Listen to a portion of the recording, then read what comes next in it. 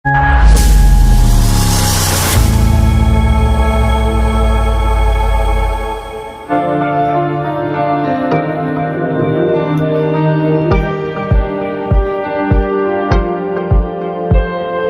जो है महेश चंद सरकारी जी, उन्होंने संस्था के माध्यम से बहुत बच्चा कार्यक्रम किया है, बच्चों का जो है उत्साह वर्धन किया है। आप लोग सबसे ये ऐसा कार्य किया है जिससे जो है समाज में बच्चे जो है अपने स्थान प्राप्त करें, अधिकारी बने, कर्मचारी बने और जो है समाज में अपना स्थान ग्रहण करें। इसी के साथ हम आपको जो है अधिक समय न लेते हुए बहुत बहुत बधाई देते हैं और हम तो यही कहेंगे बाबा साहब के कर सको तो अपनी वाणी में वो असर पैदा करो, कर सको तो वाणी में असर पैदा करो।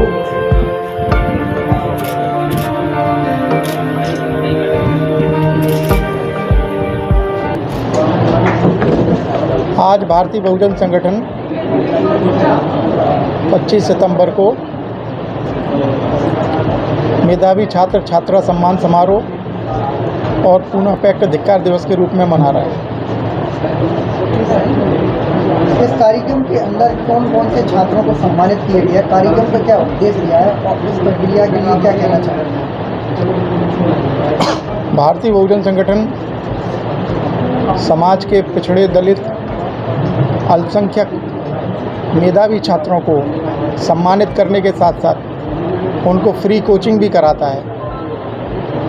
कोचिंग का पैसा संगठन अपनी तरफ से देता है। कोचिंग बच्चा खुद चुनता है, उसको जहाँ कोचिंग अच्छी लगती है वहाँ उसकी फ़ीस संगठन देता है और भविष्य में ये काम हम लोग करते रहेंगे और समाज को जागरूक करते रहेंगे। नहीं, तो आप ये तो देखा जाए समाज के अंदर हर प्रकार के बच्चे हैं जो नहीं पढ़ पा रहे इस समय और नहीं हो पा रहे, मेधावी लिस्टों में नहीं दे पा रहे पढ़ाई, माता पिता पढ़े लिखे, तो क्या वो मेधावी छात्रों के लिए निःशुल्क रहेगी आपकी संस्था के कि हर बच्चे के लिए? मेधावी छात्रों के लिए निःशुल्क है, उनका चयन करती है, उसकी परीक्षाएं कराती है संगठन।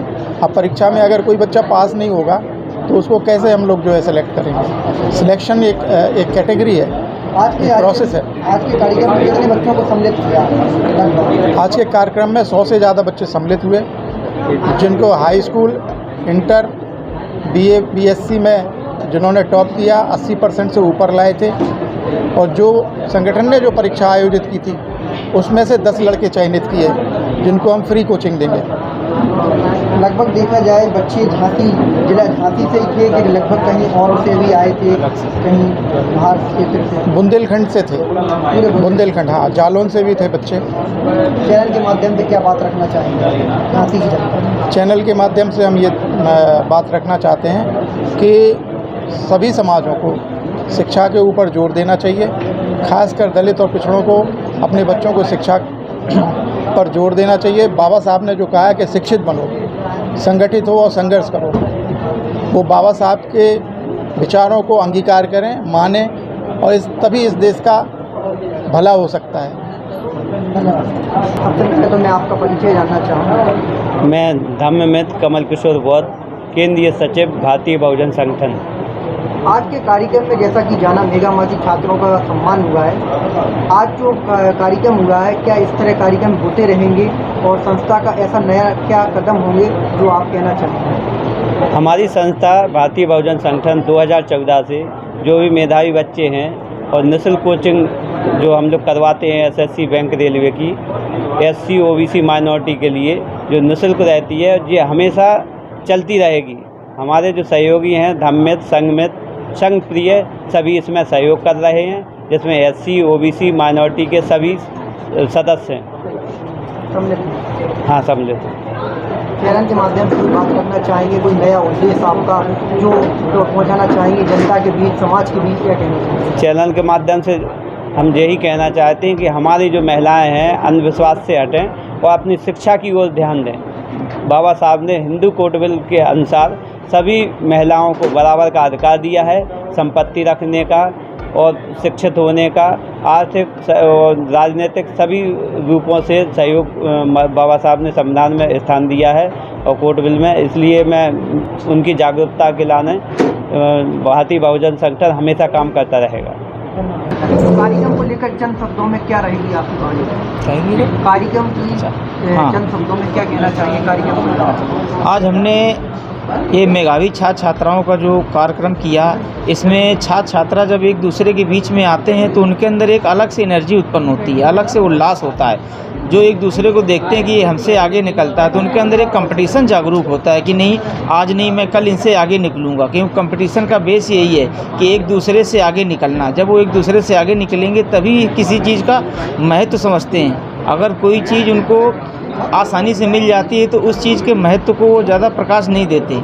इसलिए हमारा उद्देश्य है कि छात्रों को अच्छे अच्छे लोगों के बीच में लाना, उनके बातों को सुनना, उनके साथ बातों को शेयर करना, जिससे कि उनके अंदर एक भविष्य को जागरूक होने के लिए एक रूपरेखा बनती है, जो हमारे छात्रों के लिए बहुत ज़रूरी है। क्योंकि जब हम सुनते हैं तभी हमारे विकास का मार्ग खुलता है, और जब विकास का मार्ग खुलेगा तभी हम उसको चुनते हैं, नहीं तो हम अपनी अच्छाई और बुराई के अंतर को समझ नहीं पाते हैं। जब अच्छाइयों को समझेंगे तभी शिक्षा के द्वारा ही आसमान अच्छाइयों को समझ करके छूता है। आज चंद्रमा पर, मंगल पर और अदर ग्रहों पर जा रहे हैं, रिसर्च हो रही, सब शिक्षा के द्वारा ही हो रही है। क्योंकि एक दूसरे से एनर्जी प्राप्त करते हैं, वैज्ञानिकों को पढ़ते हैं, साइंटिस्ट को पढ़ते हैं, तभी तो हमें पता चलता है कि नई चीज़ क्या खोजनी चाहिए और कैसे खोजनी चाहिए, वरना हम मिट्टी में ही दबे रहेंगे और मिट्टी में ही दबाए जाएंगे। इसलिए बच्चों के अंदर जो नई सोच उत्पन्न होती है, जो नए प्रकाश की किरण उत्पन्न होती है, वो विचार विमर्श से, वार्ता से, आपस में आदान प्रदान से होती है।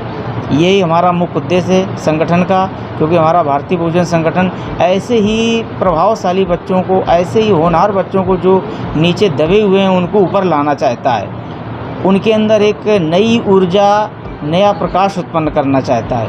हमारे बच्चों को यही मेरा संदेश है, महिलाओं को भी संदेश है कि तन मन धन से शिक्षा पर किसी भी कीमत पर हमें अधिकार जमाना है। अगर हमारा अधिकार शिक्षा पर रहेगा तो पूरे विश्व में अधिकार रहेगा।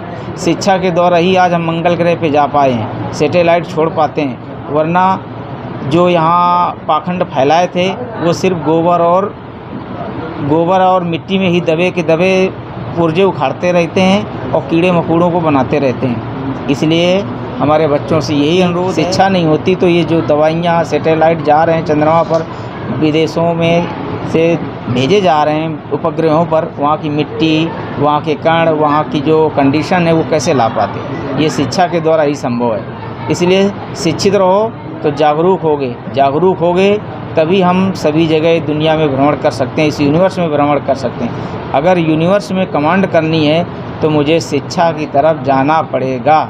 हमारे वैज्ञानिकों ने भी बहुत ऐसे ऐसे उदाहरण दिए हैं जो बचपन में छोटे छोटे पढ़ाए जाते हैं कि आदमी पैदल चलता था, उसको चलने के लिए साइकिल नहीं थी तो मैकमिलन ने साइकिल खोज कर दी।